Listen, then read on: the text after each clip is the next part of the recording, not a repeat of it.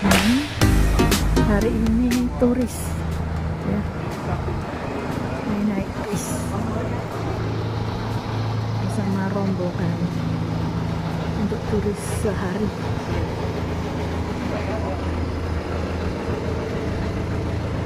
Is it clear? Can you hear properly? Okay, my name is Biren, B-I-R-E-N, Biren. I'm your guide for today. As per the program, we're going to visit 5 World Heritage Sites. They are the Swambhunath, which is known as a monkey temple. Second is Kathmandu Darbar Square.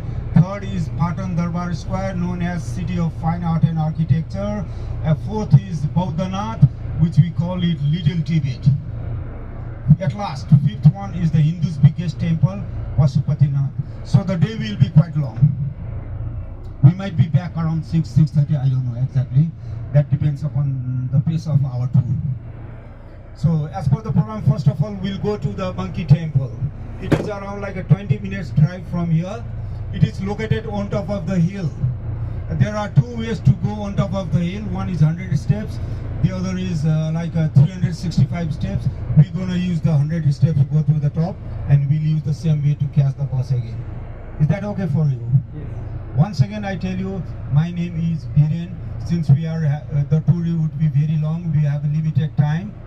So as I take you to the spots over there, I'm going to give you certain time to walk around, and I will give you a fixed time to assemble where we're going to assemble. So you have to be on time, okay, to save our time today. So we are ready for the tour? Yes. Okay. Here, around 80% people, this is the census that the government gave us. 81% people, we are Hindus here, religiously. And around 9% we do have a Buddhist, and we do have other religious people also living in our country. And you need to know one thing about our country religiously. Nepal is completely a religious harmony country. We never fight with each other. You need to know this thing. If I give you an example, like in December 25th, that is the Christmas day, we do have a public holiday, we do have government holiday.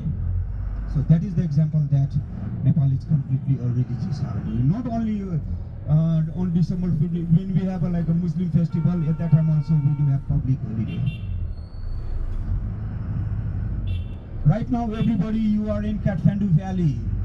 Inside this Kathmandu Valley, we do have 3 cities or 3 districts. One is Kathmandu itself, which is the capital of our country. And the second is Patan, that we are going over there, which is known as like a city of fine art and architecture. And third and most beautiful city here in Kathmandu Valley is Bhaktapur. I'm sorry, I'm not taking you over there. Bhaktapur is known also as a city of heritage.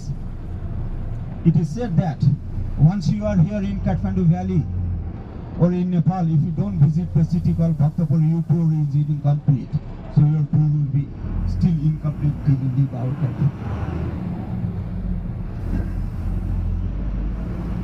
While having the tour, when I tell you the stories, if it is not understood, or if you want to ask any questions, please raise your hand so that I can clarify everything. So, Nepal, Nepal, Nepal, never-ending peace and love country. Nepal is known from 4th century. In one of the temples, the oldest temple, which was made in 2nd century, there is a stone script. In that stone script, it is carved that the script is being carved on 464 AD. That is the evidence that we can say clearly Nepal is known from 4th century. And in Nepal, we had 3 eras, that means 3 dynasties ruled our country. The first dynasty from 4th to 10th century, those who introduced all the art and architecture here in Nepal. And the second dynasty ruled our country from 10th to 18th century. That dynasty was known as a Malla dynasty, M-A-L-L-A, Malla dynasty, which is also known as a golden period of our country. Those who made all the monuments that we see while having the tour, the golden dynasty. And third dynasty from 18 to 2008. That means in Nepal we had a king till 2008. Once again I repeat, everybody, my voice is clear? Yes. Yeah? Okay. That means we had a king till 2008. When we had a king, Nepal was known as a monarchy kingdom, and we had a monarchy constitution.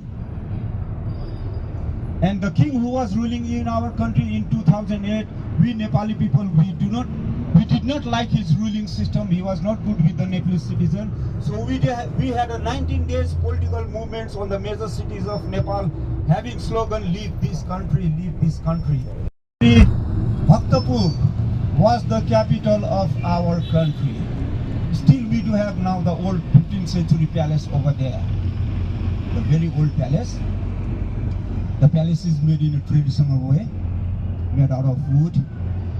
Still over there. And Bhaktapur was capital of our country before 15th century. And the king who was ruling our country in 15th century, he had 3 sons. And those 3 sons, when they grew up, they wanted to become the king of this whole country, which was impossible.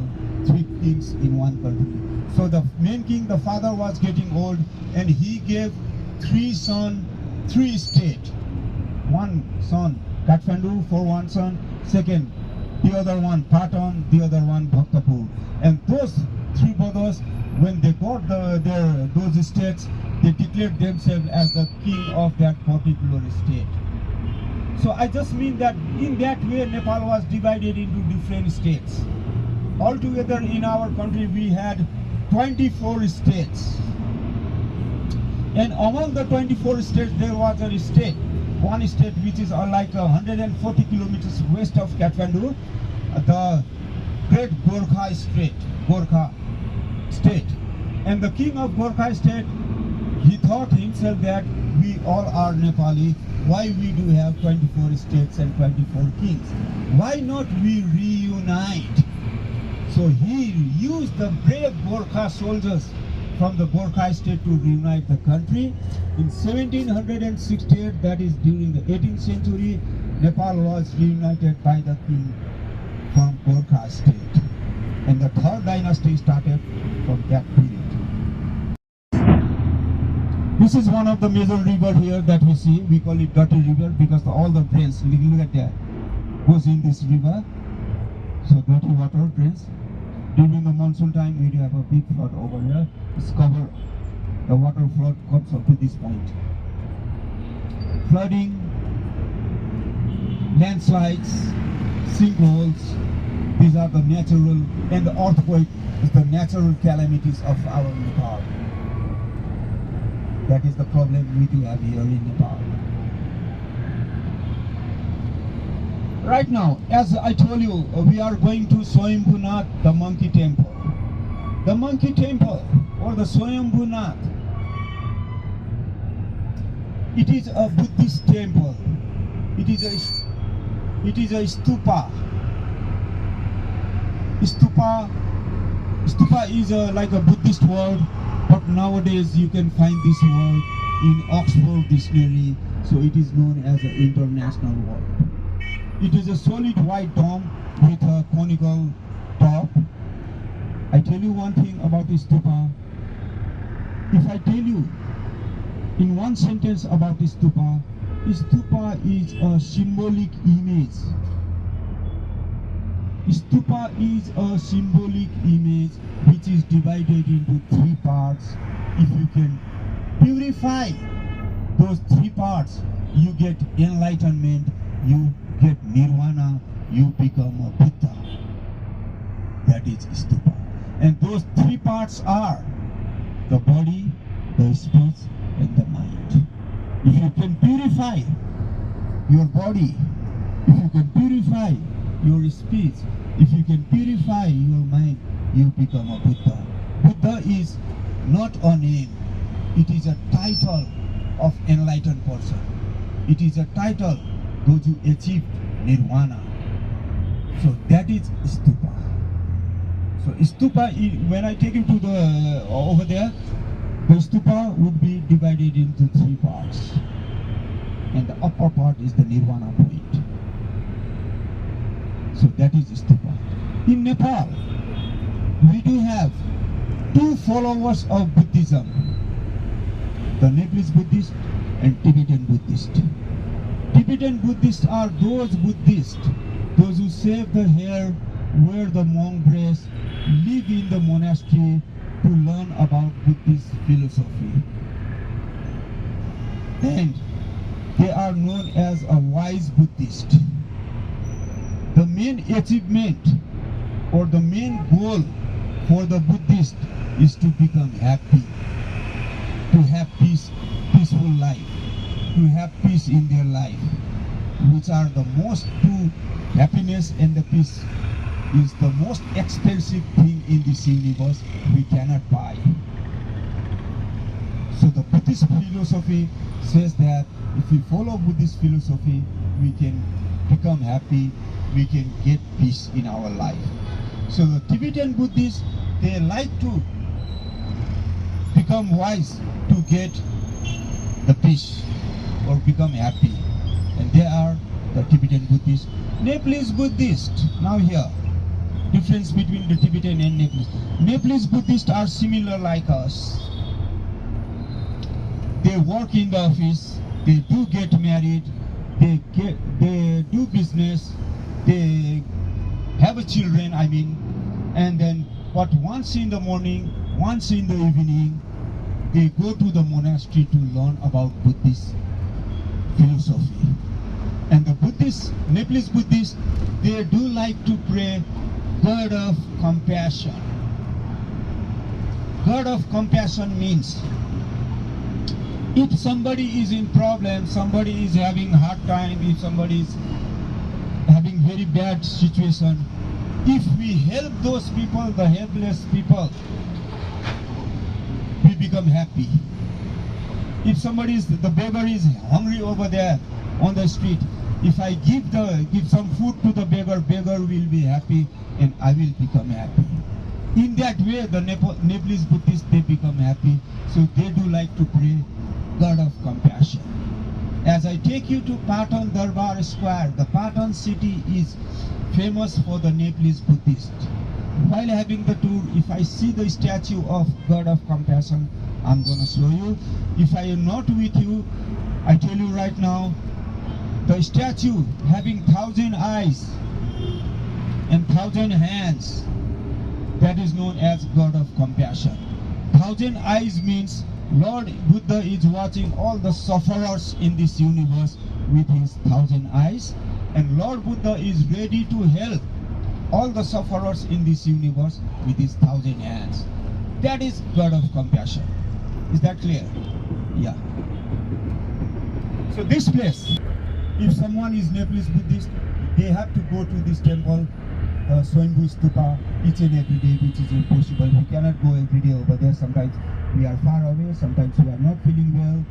So once in a year, they visit this temple using 365 steps. That means they have visited for a year. Because in a year, we do have 365 days. Leap year is not counted. And the point of our country is only 70 meters from the sea level, just beside the Indian Ocean, which is 30 kilometers from the Nepal border to the Indian Ocean, which is the part of India. So it is only 70 meters from the sea level. So Nepal is not a flat country, Nepal is like this. Due to the diversity of our country here in Nepal, we do have 125 different ethnic groups living in our country. And 123 dialects are spoken all over the country. Nepali is the national language. English is considered as second language here in Nepal. because most of the subjects in the schools, school colleges, universities are taught in English language except the Nepali language. So if you see any students on the streets, if you talk with them, they are well known with English. They can have conversation. So English is considered as second language. Kathmandu Valley is dominated by one of the ethnical group who are known as Newar, N-E-W-A-R, Newar. The Newari people, one of the ethnic group among the 125, they are very rich in their culture. Nowadays we do have other other ethnical groups also living in our country, but the Newars are the most dominated people here. If you see a lady, small child or an old lady not piercing the nose, please listen carefully, not piercing the nose. If you see any Nepali lady not piercing the nose, small child or an old lady, she is from Nepal, Newari community. So Newari ladies, they do not pierce the nose. And the Newari ladies, those who live in Kathmandu Valley or all over the country, they get married 3 times in their life. They get married 3 times in their life. First, when they are 6 or 7 years old, they get married in a group, in the courtyard, in the community. They get married with the sun that we have up in the sky. Again, I'm telling you, they are very rich in their culture. They get married with the sun, and the second marriage is after a couple of years. They get married with a fruit. It is known as a marvelous fruit, or we call it wood apple. The outer part is very strong, and inside that fruit we do have very sweet fruit over there. So they get married with that fruit, and when they get married with that fruit, they keep it in their locker for their whole life, and nobody is allowed to see that fruit because that is her husband. And third is the real marriage with a boy when they are 18 years old.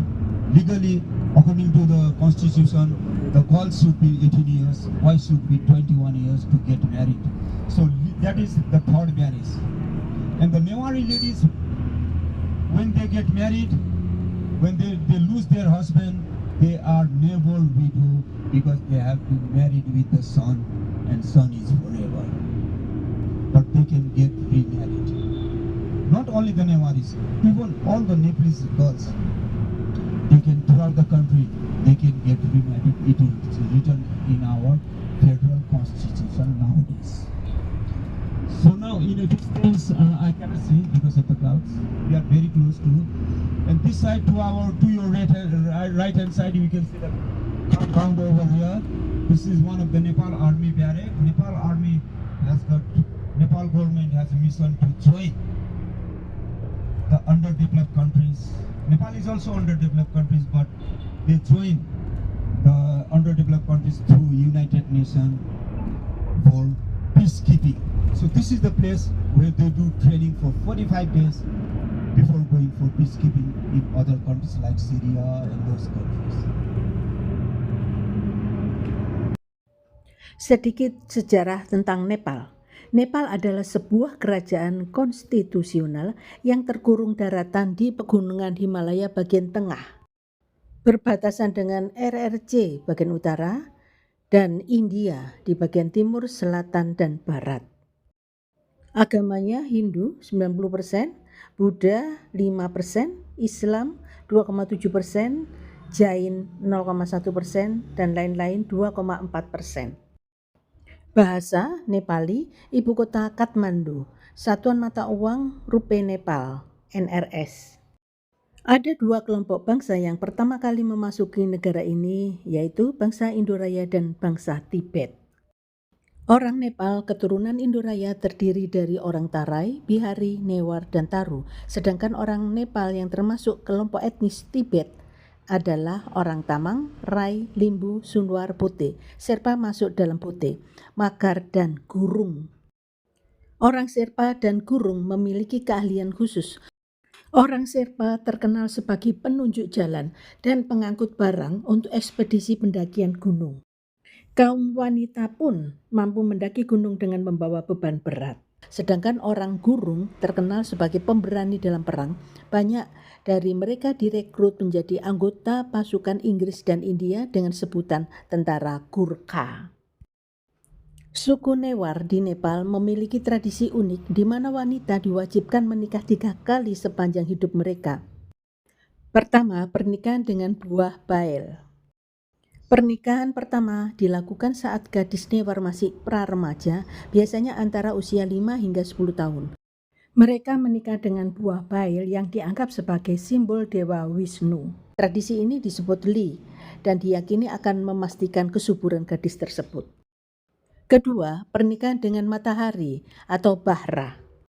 Pernikahan kedua dilakukan sebelum menstruasi pertama, biasanya antara usia 10 hingga 15 tahun. Upacara ini disebut Bahra atau matahari, di mana gadis tersebut diasingkan dalam ruangan gelap selama 12 hari. Ini melambangkan pernikahan dengan Dewa Matahari. Ketiga, pernikahan dengan pria. Setelah melalui 2 pernikahan simbolis tersebut, barulah wanita Newar dapat menikah dengan pria. Pernikahan ini adalah pernikahan yang sebenarnya dan dilakukan sesuai dengan adat dan tradisi setempat. Bagaimana kelanjutan City Tour sehari di Kathmandu? Ikuti pada video selanjutnya di part 2. Terima kasih. Wassalamualaikum warahmatullahi wabarakatuh.